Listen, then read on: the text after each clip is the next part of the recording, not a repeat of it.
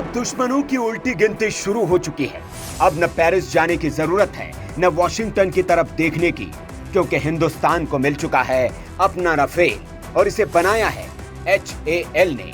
नाम है तेजस MK-1A और इसके बाद आ रहा है तेजस MK-2 और फाइनल प्रहार होगा AMCA का। दरअसल कभी आसमान पर राज करना सिर्फ अमेरिका, रूस या फ्रांस जैसे देशों की पहचान मानी जाती थी, लेकिन अब वो दौर बीत चुका है।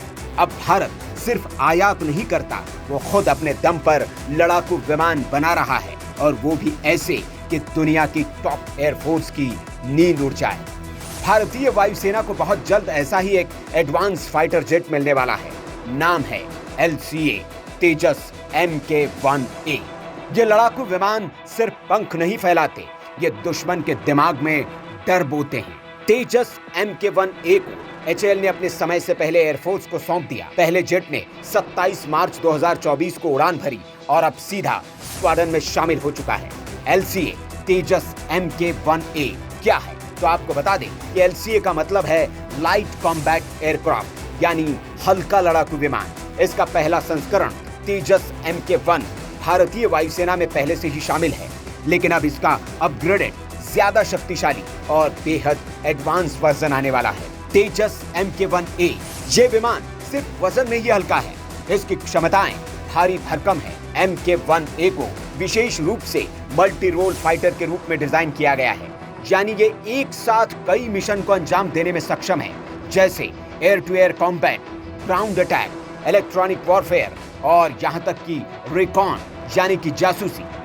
इसे HAL ने DRDO, EDA और भारतीय वायुसेना के सहयोग से विकसित किया है। MK-1A को मौजूदा MK-1 से 43 सुधारों के साथ अपग्रेड किया गया है। इनमें से सबसे प्रमुख है इलेक्ट्रॉनिक वॉरफेयर सूट, उन्नत एवियोनिक्स, ऐसा AESA रडार सिस्टम जो हर मौसम में काम करे, और मिड एयर रिफ्यूलिंग सिस्टम, मतलब राफेल की तरह ही इसमें भी हवा में ही फ्यूल भरा जा सकता है।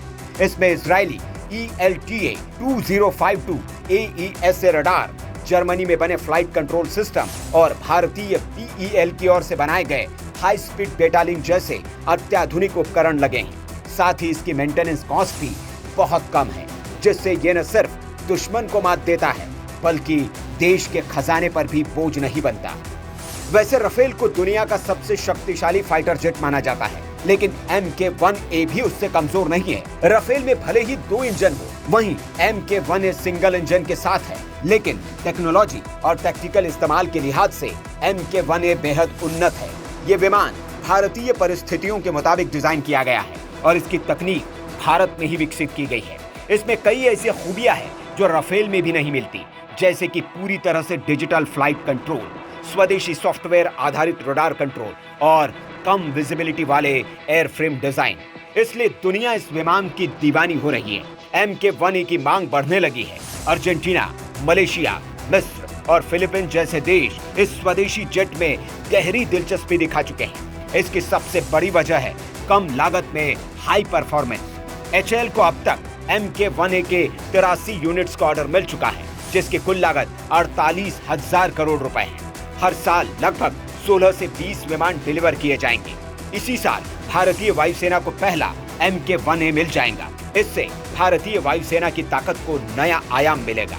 अभी तेजस 2 स्क्वाड्रन में ऑपरेशनल है, 45 स्क्वाड्रन फ्लाइंग डैगर्स और 18 स्क्वाड्रन फ्लाइंग बुलेट्स। MK-1A आने के बाद तीसरी स्क्वाड्रन बनने जा रही है 2025 में। कुल मिलाकर भारत के पास तेजस का बेड़ा 200 से ज्यादा फाइटर्स का होगा।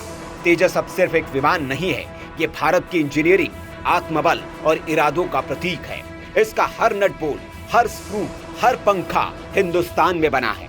70% से ज्यादा इंडिजिनस कंटेंट और आने वाले तेजस MK-2 और AMCA में ये बढ़कर 90% तक जाएगा। अब हिंदुस्तान किसी से मांगता नहीं, बनाता है। अब लड़ाई सिर्फ बंदूकों से नहीं, तकनीक से होगी और भारत तैयार है।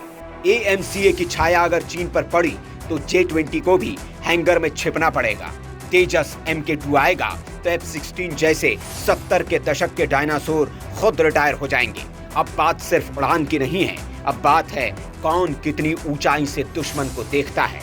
और हिंदुस्तान अब सबसे ऊपर है। Bureau report, VK news. VK news, राष्ट्र के नाम।